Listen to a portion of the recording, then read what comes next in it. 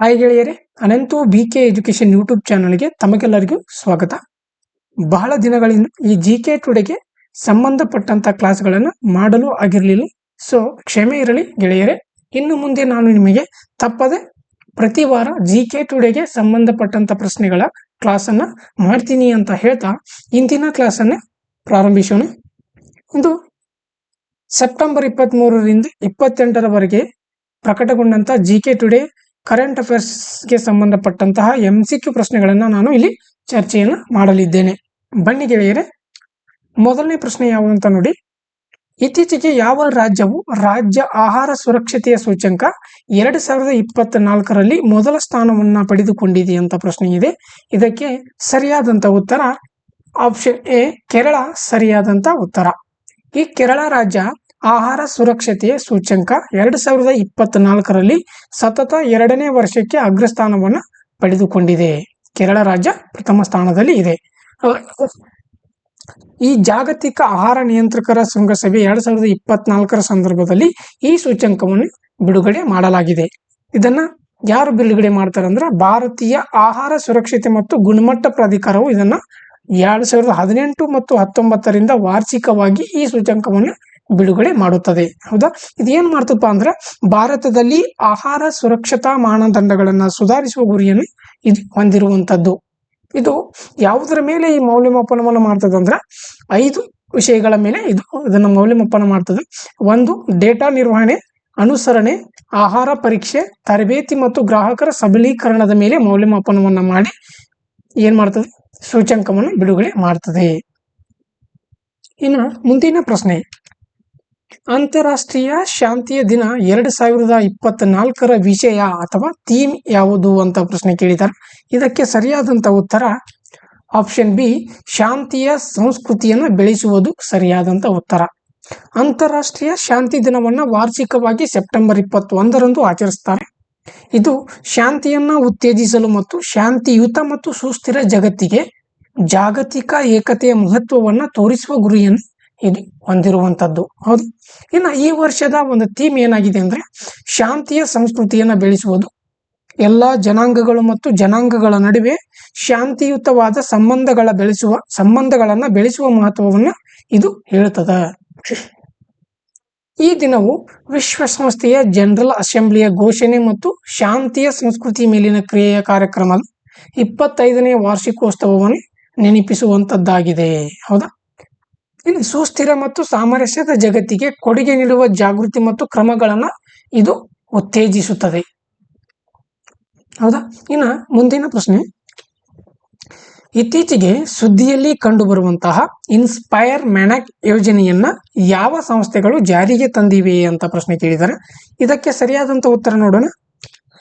Option B ಸರಿಯಾದಂಥ ಉತ್ತರ.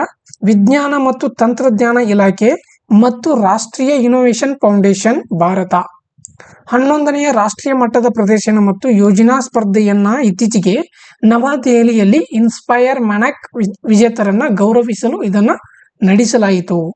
Inspire ಮ್ಯಾನಕ್ ರಾಷ್ಟ್ರೀಯ ಮಹತ್ವಾಕಾಂಕ್ಷಿ ಮತ್ತು ಜ್ಞಾನವನ್ನು ಹೆಚ್ಚಿಸುವ ಮಿಲಿಯನ್ ಮನಸ್ಸುಗಳು ಭಾರತ ಸರ್ಕಾರದ ವಿಜ್ಞಾನ ಮತ್ತು ತಂತ್ರಜ್ಞಾನ ಇಲಾಖೆಯ ಒಂದು ಪ್ರಮುಖ ಯೋಜನೆ ಇದಾಗಿದ್ದು, ಇದು ಶಾಲಾ ವಿದ್ಯಾರ್ಥಿಗಳಿಂದ ನವೀನ ಆಲೋಚನೆಗಳನ್ನು ಬೆಂಬಲಿಸುತ್ತಾ ಮತ್ತು ವಿಜ್ಞಾನ ಮತ್ತು ಸಂಶೋಧನಾ ವೃತ್ತಿಯನ್ನ ಮುಂದುವರಿಸಲು ಅವರನ್ನ ಇದು ಪ್ರೋತ್ಸಾಹಿಸುತ್ತದೆ. ಈ ಕಾರ್ಯಕ್ರಮವು DST ಮತ್ತು ನ್ಯಾಷನಲ್ ಇನೋವೇಷನ್ ಫೌಂಡೇಶನ್ ಭಾರತ ಜಂಟಿಯಾಗಿ ಇದನ್ನ ಕಾರ್ಯಗತಗೊಳಿಸಿವೆ. ಇದು 6ರಿಂದ 10ನೇ ತರಗತಿಗಳಲ್ಲಿ 10ರಿಂದ 15 ವರ್ಷ ವಯಸ್ಸಿನ ವಿದ್ಯಾರ್ಥಿಗಳನ್ನ ಗುರಿಯಾಗಿಸಿಕೊಂಡು ಭವಿಷ್ಯದ ನಾವೀನ್ಯಕಾರರು ಮತ್ತು ವಿಮರ್ಶಾತ್ಮಕ ಚಿಂತಕರನ್ನ ಘೋಷಿಸುವ ಗುರಿಯನ್ನ ಈ ಯೋಜನೆಯು ಹೊಂದಿರುವಂತದ್ದು ಆಗಿರುತ್ತದೆ. ಹೌದಾ, ಇನ್ನು ಮುಂದಿನ ಪ್ರಶ್ನೆ, ಯಾವ ಸಂಸ್ಥೆಯು ಇತ್ತೀಚೆಗೆ ಎಕ್ಸರ್ಸೈಸ್ ಅಕಿಯಾ 2024 ನಡೆಸಿತು ಅಂತ ಪ್ರಶ್ನೆ ಕೇಳಿದ್ದಾರೆ. ಇದಕ್ಕೆ ಸರಿಯಾದಂಥ ಉತ್ತರ ಆಪ್ಷನ್ ಸಿ, ರಾಷ್ಟ್ರೀಯ ವಿಪತ್ತು ನಿರ್ವಹಣಾ ಪ್ರಾಧಿಕಾರ ಇದನ್ನ ನಡೆಸಿದೆ. ರಾಷ್ಟ್ರೀಯ ವಿಪತ್ತು ನಿರ್ವಹಣಾ ಪ್ರಾಧಿಕಾರ. ರಾಷ್ಟ್ರೀಯ ವಿಪತ್ತು ನಿರ್ವಹಣಾ ಪ್ರಾಧಿಕಾರ ಮತ್ತು ಭಾರತೀಯ ಸೇನೆಯ ದಕ್ಷಿಣ ಕಮಾಂಡ್ ಚೆನ್ನೈನಲ್ಲಿ ವಿಪತ್ತು ನಿರ್ವಹಣೆಯ ಕುರಿತು 2 ದಿನಗಳ ರಾಷ್ಟ್ರೀಯ ವಿಚಾರ ಸಂಕಿರಣ, ಈ ಎಕ್ಸರ್ಸೈಸ್ನ ಹೆಸರು ಏನಪ್ಪಾ ಅಂದ್ರೆ ಅಕಿಯಾ ಅನ್ನು ಆಯೋಜಿಸಿದೆ. ಅಕೈ ಎಂದರೆ ತಮಿಳಿನಲ್ಲಿ ಏಕತೆ, ಇದು ಭಾರತದ ವಿಪತ್ತು ನಿರ್ವಹಣಾ ಸಮುದಾಯವನ್ನ ಒಗ್ಗೂಡಿಸುವ ಗುರಿಯನ್ನ ಹೊಂದಿರುವಂತದ್ದು. ಇದು 6 ದಕ್ಷಿಣ ರಾಜ್ಯಗಳು ಮತ್ತು ಕೇಂದ್ರಾಡಳಿತ ಪ್ರದೇಶಗಳ ಮಧ್ಯಸ್ಥಗಾರರನ್ನು ಒಟ್ಟುಗೂಡಿಸಿ ತಮಿಳುನಾಡು, ಕೇರಳ, ಕರ್ನಾಟಕ, ಆಂಧ್ರ ಪ್ರದೇಶ, ತೆಲಂಗಾಣ ಮತ್ತು ಪುದುಚೇರಿ ಇವುಗಳನ್ನ ಒಳಗೊಂಡಿರುತ್ತದೆ. ಇನ್ನು ಮುಂದಿನ ಪ್ರಶ್ನೆ, fast track immigration trusted travellers programme ಇತ್ತೀಚೆಗೆ ಭಾರತದಲ್ಲಿ ಇನ್ನೂ 20 ವಿಮಾನ ನಿಲ್ದಾಣಗಳಿಗೆ ವಿಸ್ತರಿಸಲಾಗಿದೆ. ಇದು ಯಾವ ಸಚಿವಾಲಯದ ಒಂದು ಉಪಕ್ರಮವಾಗಿದೆ ಅಂತ ಕೇಳಿದರೆ ಇದಕ್ಕೆ ಸರಿಯಾದಂತ ಉತ್ತರ ಆಪ್ಷನ್ ಡಿ, ಗೃಹ ವ್ಯವಹಾರಗಳ ಸಚಿವಾಲಯ. ಗೃಹ ವ್ಯವಹಾರಗಳ ಸಚಿವಾಲಯವು fast track immigration trusted travel programme ಅನ್ನ ಭಾರತದಲ್ಲಿ ಇನ್ನೂ 20 ವಿಮಾನ ನಿಲ್ದಾಣಗಳಿಗೆ ವಿಸ್ತರಿಸುತ್ತಿದೆ. ಇದು ಗೃಹ ವ್ಯವಹಾರಗಳ ಸಚಿವಾಲಯದ ಒಂದು ಉಪಕ್ರಮವಾಗಿರುವಂತದ್ದು. ಹೌದಾ? ಇನ್ನು ಮುಂದಿನ ಪ್ರಶ್ನೆ, ಇತ್ತೀಚೆಗೆ ಸುದ್ದಿಯಲ್ಲಿರುವಂತಹ ಹಾರಲಾಗದ ಹಕ್ಕಿ ಎಮು ಯಾವ ದೇಶಕ್ಕೆ ಒಂದು ಸ್ಥಳೀಯವಾದ ಹಕ್ಕಿಯಾಗಿದೆ ಅಂತ ಕೇಳಿದರೆ ಇದಕ್ಕೆ ಸರಿಯಾದಂತ ಉತ್ತರ ಆಪ್ಷನ್ ಎ, ಆಸ್ಟ್ರೇಲಿಯಾ ಸರಿಯಾದ ಉತ್ತರ. ಭ್ರೂಣದ ಚಲನೆಯಲ್ಲಿನ ವ್ಯತ್ಯಾಸಗಳಿಂದ ಎಮು ರೆಕ್ಕೆಗಳ ಮೂಳೆಗಳು ಗಮನಾರ್ಹವಾದಂತಹ ಮೊಟಕುಗೊಳಿಸುವಿಕೆಯ ಮತ್ತು ಅಸಮವಾದ ಸಮ್ಮಿಳನವನ್ನು ಪ್ರದರ್ಶಿಸುತ್ತವೆ ಎಂದು ಸಂಶೋಧಕರು ಕಂಡುಹಿಡಿದಿರುವಂತದ್ದು. ಈ ಅಧ್ಯಯನವು ವಿಶಿಷ್ಟ ಪಕ್ಷಿಗಳಲ್ಲಿ ಅಸ್ಥಿಪಂಜರದ ರಚನೆಗಳನ್ನ ರೂಪಿಸುವ ವಿಕಸನೀಯ ಪ್ರಕ್ರಿಯೆಗಳ ಮೇಲೆ ಬೆಳಕು ಚೆಲ್ಲುವಂತದ್ದಾಗಿದ್ದು, ಆಸ್ಟ್ರಿಚ್ಗಳ ನಂತರ ಅವು 2ನೇ ಅತಿ ದೊಡ್ಡ ಜೀವಂತ ಪಕ್ಷಿಗಳಾಗಿವೆ. ಹೌದಾ? ಎಮುಗಳು ಆಸ್ಟ್ರೇಲಿಯಾದಲ್ಲಿ ಮಾತ್ರ ಕಂಡುಬರುತ್ತವೆ. ಇವು ಆಸ್ಟ್ರೇಲಿಯಾ ದೇಶದಲ್ಲಿ ಮಾತ್ರ ಕಂಡುಬರುವಂತಹ ಪಕ್ಷಿಗಳಾಗಿವೆ. ಇನ್ನು ಮುಂದಿನ ಪ್ರಶ್ನೆ, ಇತ್ತೀಚೆಗೆ ಯಾವ ಸಂಸ್ಥೆಯು ಭಾರತದ ಮೊದಲ ಸಮಗ್ರ ಕ್ಯಾನ್ಸರ್ ಮಲ್ಟಿಒಮಿಕ್ಸ್ ಡೇಟಾ ಪೋರ್ಟಲ್ ಅನ್ನು ಪ್ರಾರಂಭಿಸಿದೆ ಅಂತ ಪ್ರಶ್ನೆ ಇದೆ. ಇದಕ್ಕೆ ಸರಿಯಾದಂತ ಉತ್ತರ ಆಪ್ಷನ್ ಸಿ, ಭಾರತೀಯ ಕ್ಯಾನ್ಸರ್ ಜಿನೋಮ್ ಅಟ್ಲಾಸ್ ಸರಿಯಾದಂತ ಉತ್ತರ. ಭಾರತೀಯ ಕ್ಯಾನ್ಸರ್ ಜಿನೋಮ್ ಅಟ್ಲಾಸ್ ಭಾರತದ ಮೊದಲ ಸಮಗ್ರ ಕ್ಯಾನ್ಸರ್ ಮಲ್ಟಿಒಮಿಕ್ಸ್ ಡೇಟಾ ಪೋರ್ಟಲ್ ಅನ್ನು ಪ್ರಾರಂಭಿಸಿರುವಂತದ್ದು. ಇದು ಕ್ಯಾನ್ಸರ್ ಸಂಶೋಧನೆ ಮತ್ತು ಚಿಕಿತ್ಸೆಯನ್ನು ಸುಧಾರಿಸಲು ಭಾರತೀಯ ಕ್ಯಾನ್ಸರ್ ರೋಗಿಗಳ ಡೇಟಾಗೆ ಮುಕ್ತ ಪ್ರವೇಶವನ್ನು ನೀಡುವಂತದ್ದಾಗಿದೆ. ಭಾರತದ ಫ್ರೈಡ್ ಮಾರ್ಗಸೂಚಿಗಳ ಅಡಿಯಲ್ಲಿ ಡೇಟಾ ಉಚಿತವಾಗಿ ಲಭ್ಯವಿರುವಂತದ್ದು. ಇದು ಸ್ತನ ಕ್ಯಾನ್ಸರ್ ರೋಗಿಗಳ DNA, RNA ಮತ್ತು ಪ್ರೋಟೀನ್ ಪ್ರೊಫೈಲ್ಗಳನ್ನು ಒಳಗೊಂಡಿರುವಂತದ್ದು. ಪ್ರಸ್ತುತ ಪೋರ್ಟಲ್ ಅನ್ನ 50 ಸ್ತನ ಕ್ಯಾನ್ಸರ್ ರೋಗಿಗಳ ಡೇಟಾವನ್ನು ಹೊಂದಿದ್ದು, ಮುಂದಿನ ವರ್ಷ 500 ರೋಗಿಗಳಿಗೆ ಇದನ್ನು ವಿಸ್ತರಿಸಲು ಯೋಜಿಸಲಾಗಿದೆ. ಇನ್ನು ಮುಂದಿನ ಪ್ರಶ್ನೆ, ಇತ್ತೀಚೆಗೆ Indian Council of Medical Research ಯಾವ ಕ್ಷೇತ್ರದಲ್ಲಿ ತನ್ನ ಕೊಡುಗೆಗಾಗಿ 2024ರ ಯಾಟ್ UN Inter Agency Task Force ಪ್ರಶಸ್ತಿಯನ್ನ ಸ್ವೀಕರಿಸಿದೆ ಅಂತ ಪ್ರಶ್ನೆ ಕೇಳಿದ್ದಾರೆ. ಇದಕ್ಕೆ ಸರಿಯಾದಂತ ಉತ್ತರ ಆಪ್ಷನ್ ಬಿ, ಸಾಂಕ್ರಾಮಿಕವಲ್ಲದ ರೋಗಗಳು. Indian Council of Medical Research 2024 ಯಾಟ್ UN Inter Agency Task Force ಪ್ರಶಸ್ತಿಯನ್ನ ಸಾಂಕ್ರಾಮಿಕವಲ್ಲದ ರೋಗಗಳನ್ನು ತಡೆಗಟ್ಟಲು ಮತ್ತು ನಿಯಂತ್ರಿಸಲು ಮತ್ತು ಮಾನಸಿಕ ಆರೋಗ್ಯವನ್ನ ವರ್ಧಿಸಲು ಗಮನಾರ್ಹವಾದಂತಹ ಕೊಡುಗೆಗಳನ್ನು ಇದು ಪಡೆದುಕೊಂಡಿದೆ. ಈ ಮನ್ನಣೆಯು ಆರೋಗ್ಯಕ್ಕೆ ಸಂಬಂಧಿಸಿದಂತಹ ಸುಸ್ಥಿರ ಅಭಿವೃದ್ಧಿ ಗುರಿಗಳನ್ನು ಸುಧಾರಿಸಲು ಆ ಒಂದು ಕೊಡುಗೆಗಾಗಿ ಇದನ್ನ ತೋರಿಸುವಂತದ್ದಾಗಿದೆ. ಈ ಗುರುತಿಸುವಿಕೆಯು ICMR ಉಪಕ್ರಮವನ್ನ ತೋರಿಸುತ್ತದೆ. ಉದಾಹರಣೆಗಾಗಿ ಸಹಾಯಕ ಆರೋಗ್ಯ ತಂತ್ರಜ್ಞಾನಕ್ಕಾಗಿ ರಾಷ್ಟ್ರೀಯ ಕೇಂದ್ರಗಳನ್ನ ಸ್ಥಾಪಿಸುವುದು ಮತ್ತು ವ್ಯಾಪಕವಾದ ಸಮೀಕ್ಷೆಗಳನ್ನ ನಡೆಸುವಂತದ್ದಾಗಿರ್ತದೆ. ಹೌದಾ? ಇನ್ನು ಮುಂದಿನ ಪ್ರಶ್ನೆ, ಇತ್ತೀಚೆಗೆ ಸುದ್ದಿಯಲ್ಲಿರುವಂತಹ ಪಲ್ಲಿಕರೈನ್ ಮಾರ್ಸ್ ಲ್ಯಾಂಡ್ ಯಾವ ರಾಜ್ಯದಲ್ಲಿ ಇದೆ ಅಂತ ಪ್ರಶ್ನೆ ಕೇಳಿದಾರೆ. ಇದಕ್ಕೆ ಸರಿಯಾದಂತ ಉತ್ತರ ಆಪ್ಷನ್ ಎ, ತಮಿಳುನಾಡು ಸರಿಯಾದಂತ ಉತ್ತರ. ತೆಗೆದು ಹಾಕಬಹುದಾದಂತಹ ಕೆಸರಿನ ಪ್ರಮಾಣವನ್ನು ಅಳೆಯಲು ಪಲ್ಲಿಕರನೈ ಚೌಗು ಪ್ರದೇಶದ ಸುತ್ತಲೂ ಬಥಿಮೆಟ್ರಿಕ್ ಅಧ್ಯಯನವನ್ನು ನಡೆಸಲಾಗುತ್ತದೆ. ಈ ಅಧ್ಯಯನವು ಆರ್ದ್ರ ಭೂಮಿ ಪುನಃಸ್ಥಾಪನೆ ಮತ್ತು ಪ್ರವಾಹ ನಿರ್ವಹಣೆಗೆ ಅವಶ್ಯಕವಾಗಿದೆ. ಅತಿಕ್ರಮಣಗಳು ಮತ್ತು ಒಳಚರಂಡಿ ವಿಸರ್ಜನೆಯಿಂದ ಹೆಚ್ಚುತ್ತಿರುವ ಒತ್ತಡಗಳಿಗೆ ಇದು ಒಂದು ಪ್ರತಿಕ್ರಿಯೆಯಾಗಿದೆ. ಇದು ಚೆನ್ನೈ ಮತ್ತು ಚೆಂಗಲ್ಪಟ್ಟು ಜಿಲ್ಲೆಗಳಲ್ಲಿ ಪ್ರವಾಹ ಬಫರ್ ಆಗಿ ಕಾರ್ಯವನ್ನು ನಿರ್ವಹಿಸುತ್ತದೆ. ಜೌಗು ಪ್ರದೇಶವು ಕೊಚ್ಚಿಯಂ ಮಾಡವು ಮತ್ತು ಕೋವೆಲಂ ಕ್ರಿಕರ್ ಮೂಲಕ ಬಂಗಾಳ ಕೊಲ್ಲಿಗೆ ಸಂಪರ್ಕ ಹೊಂದಿದ 65 ತೇವ ಪ್ರದೇಶಗಳನ್ನ ಒಳಗೊಂಡಿರುವಂತದ್ದಾಗಿದೆ. ಹೌದಾ? ಇನ್ನ ಮುಂದಿನ ಪ್ರಶ್ನೆ, ಇತ್ತೀಚೆಗೆ JNCASR ಮತ್ತು ICAR NBAIR ನ ವಿಜ್ಞಾನಿಗಳು ಯಾವ ನವೀನ ಕೀಟ ನಿಯಂತ್ರಣ ಪರಿಹಾರವನ್ನು ಅಭಿವೃದ್ಧಿಪಡಿಸಿದ್ದಾರೆ ಅಂತ ಪ್ರಶ್ನೆ ಕೇಳಿದ್ದಾರೆ. ಇದಕ್ಕೆ ಸರಿಯಾದಂತ ಉತ್ತರ ಆಪ್ಷನ್ ಬಿ ಸುಸ್ಥಿರ ಫೆರೋಮೋನ್ ವಿತರಕ ಎಂಬುದು ಸರಿಯಾದಂತ ಉತ್ತರ.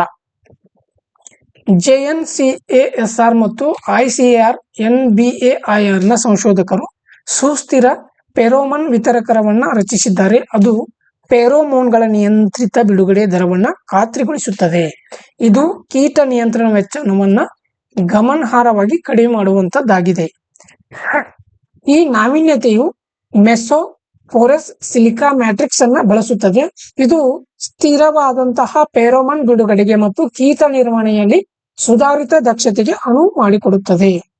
ತಂತ್ರಜ್ಞಾನವು ಪ್ರಯೋಗಾಲಯ ಸಂಶೋಧನೆಯಿಂದ ದೊಡ್ಡ ಪ್ರಮಾಣದ ಕೈಗಾರಿಕಾ ಉತ್ಪಾದನೆಗೆ ಪರಿವರ್ತನೆ ಮಾಡುವ ಮೂಲಕ ರೈತರಿಗೆ ಪ್ರಯೋಜನವನ್ನ ನೀಡುತ್ತದೆ. ಹೀಗಾಗಿ ಕೀಟ ನಿಯಂತ್ರಣದಲ್ಲಿ ಪರಿಸರ ಸ್ನೇಹಿ ವಿಧಾನಗಳನ್ನ ಉತ್ತೇಜಿಸುವ ಮೂಲಕ ಕೃಷಿ ಪದ್ಧತಿಗಳನ್ನ ಹೆಚ್ಚಿಸುವಂತ ಆಗಿರ್ತದೆ. ಹೌದಾ? ಇನ್ನು ಮುಂದಿನ ಪ್ರಶ್ನೆ, ಇತ್ತೀಚೆಗೆ ಅನೂರ್ ಕುಮಾರ್ ದಿಸಾನಾಯಕ್ ಯಾವ ದೇಶದ ಅಧ್ಯಕ್ಷರಾಗಿ ಆಯ್ಕೆಯಾಗಿದ್ದಾರೆ ಅಂತ ಪ್ರಶ್ನೆ ಕೇಳಿದ್ದಾರೆ. ಇದಕ್ಕೆ ಸರಿಯಾದಂತ ಉತ್ತರ ಆಪ್ಷನ್ ಎ ಶ್ರೀಲಂಕಾ ಸರಿಯಾದ ಉತ್ತರ. ನವೆಂಬರ್ 24, 1968 ಗಲೇವಾಲದಲ್ಲಿ ಜನಿಸಿದ ಅನೂರ್ ಕುಮಾರ್ ದಿಸ್ನಾಯ್ಕೆ ಅವರು ಜನತಾ ವಿಮುಕ್ತಿ ಪೆರಮುನ್ JVP ಪಕ್ಷವನ್ನ 42.31% ಮತಗಳನ್ನ ಗಳಿಸುವ ಮೂಲಕ ಗೆಲುವಿನತ್ತ ಮುನ್ನಡೆಸುವ ಮೂಲಕ ಶ್ರೀಲಂಕಾದ ರಾಜಕೀಯವನ್ನ ಪರಿವರ್ತಿಸಿದ್ದಾರೆ. ಗ್ರಾಮೀಣ ಹಿನ್ನೆಲೆ ಉಳ್ಳಂತಾಯಿ ಅವರ ಅಧ್ಯಕ್ಷ ಸ್ಥಾನಕ್ಕೆ ಅವರ ಏರಿಕೆಯು ದೇಶದ ರಾಜಕೀಯ ಭವಿಷ್ಯದಲ್ಲಿ ಗಮನಾರ್ಹ ಬದಲಾವಣೆಯನ್ನು ಸೂಚಿಸುವಂತದ್ದಾಗಿದೆ. ಮುಂದಿನ ಪ್ರಶ್ನೆ, ಪಳೆಯುಳಿಕೆ ಇಂಧನ ಉತ್ಪಾದಿಸುವ ದೇಶಗಳಿಂದ ಸ್ವಯಂ ಪ್ರೇರಿತ ಕೊಡುಗೆಗಳ ಮೂಲಕ ಹಣಕಾಸು ಒದಗಿಸಲು ಯಾವ ದೇಶವು ಹೊಸ ಹವಾಮಾನ ನಿಧಿಯನ್ನ ಪ್ರಸ್ತಾಪಿಸಿದೆ ಅಂತ ಪ್ರಶ್ನೆ ಕೇಳಿದ್ದಾರೆ. ಇದಕ್ಕೆ ಸರಿಯಾದಂತ ಉತ್ತರ ಆಪ್ಷನ್ ಬಿ ಅಜರ್ಬೈಜಾನ್ ಎಂಬುದು ಸರಿಯಾದ ಉತ್ತರ. ಪಳೆಯುಳಿಕೆ ಇಂಧನ ಉತ್ಪಾದಿಸುವ ದೇಶಗಳು ಮತ್ತು ಕಂಪನಿಗಳಿಂದ ಸ್ವಯಂ ಪ್ರೇರಿತ ಕೊಡುಗೆಗಳ ಮೂಲಕ ಹಣಕಾಸು ಒದಗಿಸಲು ಅಜರ್ಬೈಜಾನ್ ಹೊಸ ಹವಾಮಾನ ನಿಧಿಯನ್ನ ಪ್ರಸ್ತಾಪಿಸಿದೆ. ಹವಾಮಾನ ಬದಲಾವಣೆಯ ಸಮ್ಮೇಳನವು COP29 ಸಮಯದಲ್ಲಿ ಈ ಉಪಕ್ರಮವನ್ನ ಪರಿಚಯಿಸಲಾಯಿತು. ಹವಾಮಾನ ಬದಲಾವಣೆಯನ್ನ ಎದುರಿಸುವಲ್ಲಿ ಅಭಿವೃದ್ಧಿಶೀಲ ರಾಷ್ಟ್ರಗಳ ಆರ್ಥಿಕ ಅಗತ್ಯತೆಗಳನ್ನ ಪರಿಹರಿಸುವ ಗುರಿಯನ್ನ ಇದು ಹೊಂದಿರುವಂತದ್ದಾಗಿದೆ. ಹೌದಾ? ಇನ್ನು ಪ್ರಸ್ತಾವನೆಯು ಸದುದ್ದೇಶದಿಂದ ಕೂಡಿದ್ದರೂ ಸಾಕಷ್ಟು ಧನ ಸಹಾಯವನ್ನ ಪಡೆಯುವಲ್ಲಿನ ಸವಾಲುಗಳನ್ನೇ ನೀಡಿದರೆ ಅದರ ಸಂಭಾವ್ಯ ಪರಿಣಾಮಕಾರಿತ್ವದ ಬಗ್ಗೆ ಕಳವಳಿಕೆಗಳಿವೆ. ಇನ್ನು ವಿಶೇಷವಾಗಿ ಹವಾಮಾನ ಕ್ರಮಕ್ಕಾಗಿ ಸಾಕಷ್ಟು ಸಂಪನ್ಮೂಲಗಳನ್ನ ಸಜ್ಜುಗೊಳಿಸಲು ಅಭಿವೃದ್ಧಿ ಹೊಂದಿದ ದೇಶಗಳ ಬದ್ಧತೆ ಬಗ್ಗೆ ಇದು ಹೊಂದಿರುವಂತದ್ದು. ಇನ್ನು ಮುಂದಿನ ಪ್ರಶ್ನೆ, ಇತ್ತೀಚಿನ ವರದಿ ಪ್ರಕಾರ ದಲಿತರ ಮೇಲೆ ಅತಿ ಹೆಚ್ಚು ದೌರ್ಜನ್ಯ ಪ್ರಕರಣಗಳನ್ನ ಯಾವ ರಾಜ್ಯ ದಾಖಲಿಸಿದೆ ಅಂತ ಪ್ರಶ್ನೆ ಕೇಳಿದ್ದಾರೆ. ಇದಕ್ಕೆ ಸರಿಯಾದಂತ ಉತ್ತರ ಆಪ್ಷನ್ ಸಿ ಉತ್ತರ ಪ್ರದೇಶ, ರಾಜಸ್ಥಾನ್ ಮತ್ತು ಮಧ್ಯಪ್ರದೇಶವು ಸರಿಯಾದ ಉತ್ತರ. 2022ರಲ್ಲಿ ಪರಿಶಿಷ್ಟ ಜಾತಿಗಳ ವಿರುದ್ಧದ ಸುಮಾರು 97.7% ದೌರ್ಜನ್ಯಗಳನ್ನ 13 ರಾಜ್ಯಗಳಿಂದ ವರದಿಯಾಗಿವೆ. ಅದರಲ್ಲಿ ಉತ್ತರ ಪ್ರದೇಶ, ರಾಜಸ್ಥಾನ್ ಮತ್ತು ಮಧ್ಯಪ್ರದೇಶದಲ್ಲಿ ಇಂತಹ ಪ್ರಕರಣಗಳು ಅತಿ ಹೆಚ್ಚು ದಾಖಲಾಗಿವೆ ಎಂದು ಹೇಳಲಾಗ್ತದೆ. ಅದೇ 13 ರಾಜ್ಯಗಳು ಪರಿಶಿಷ್ಟ ಪಂಗಡಗಳ ವಿರುದ್ಧ 98.91% ದೌರ್ಜನ್ಯಗಳನ್ನ ವರದಿ ಮಾಡಿವೆ. 2022ರಲ್ಲಿ ಪರಿಶಿಷ್ಟ ಜಾತಿ ಮತ್ತು ಪರಿಶಿಷ್ಟ ಪಂಗಡಗಳ ದೌರ್ಜನ್ಯ ತಡೆ ಕಾಯ್ದೆಯಲ್ಲಿ ಒಟ್ಟು 51,656 ಪ್ರಕರಣಗಳು ದಾಖಲಾಗಿವೆ. ಉತ್ತರ ಪ್ರದೇಶದಲ್ಲಿ 12,287 ಪ್ರಕರಣಗಳು, ಒಟ್ಟು 23.78%.